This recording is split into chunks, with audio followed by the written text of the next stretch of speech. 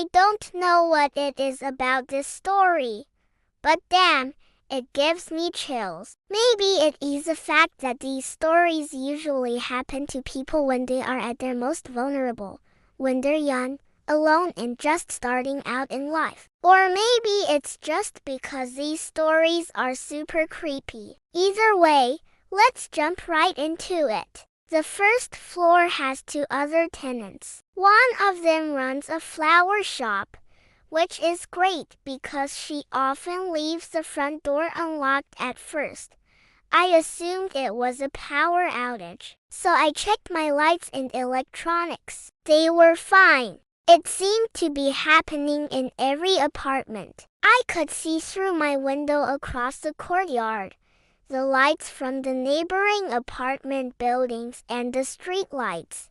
I would wake up in a cold sweat and then fall back asleep only to wake up again with the same intense feeling of dread. It had completely blacked out. I walked over to it and looked out into the courtyard. Nothing. How could there have been someone there last night? I tried to convince myself that I was going crazy, that it was just stress from work, but something didn't feel right. I turned it off, but the image remained. I walked towards the window and the image followed me. I stared out into the darkness and I could see myself standing in front of the window. It really helps our channel grow and allows us to keep making more content. Also, let us know in the comments what you think happened in that apartment and who was in the photo. I want to read your series. Until then,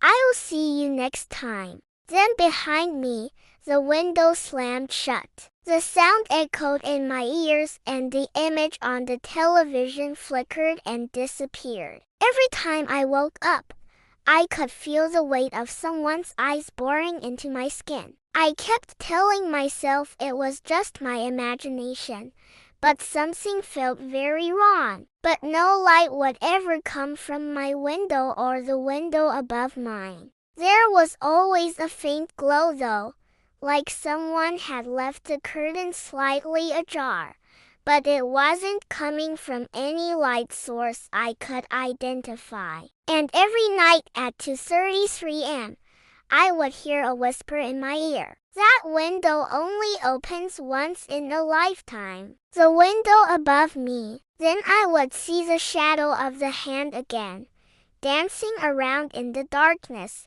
leaving strange symbols on the window. Sometimes it would be an eye, sometimes it would be a circle with lines extending out like a spider web. Other times it would be just a basic geometric pattern, and I have easy access to come and go as I please. It was tracing some strange symbol on the window from the inside. I climbed the creaking stairs to the floor above. I knocked on the door. No answer. The door creaked open. The apartment was abandoned. There was dust everywhere. A few old clothes in the closet.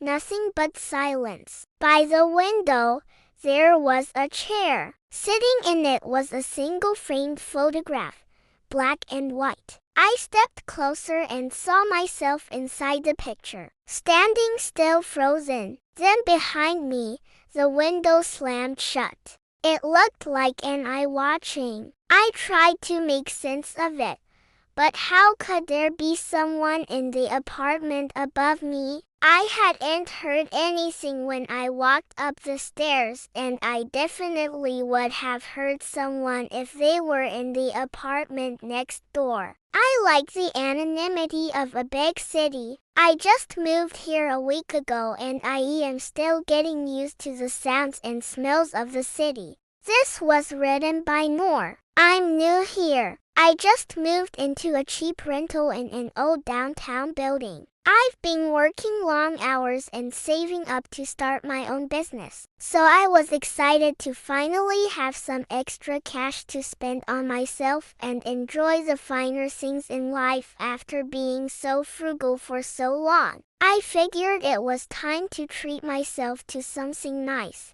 a reward for all my hard work. So I decided to move into a small one-bedroom apartment in a historic Art Deco style building in the downtown area. The apartment is on the second floor. Every night at precisely 2:33 am, all the windows in the building go dark. Then one night I came home late from a bar and I saw a figure behind the glass. No face, just a hand.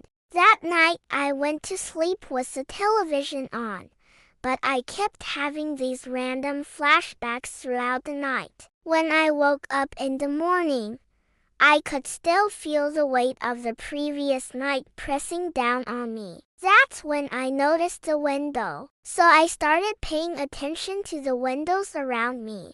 One night, I was sitting on my couch minding my own business when I caught my reflection in the television screen. On the last night, I couldn't take it anymore. Wow! Thanks for listening. If you enjoyed this story, please make sure to leave us a like and subscribe.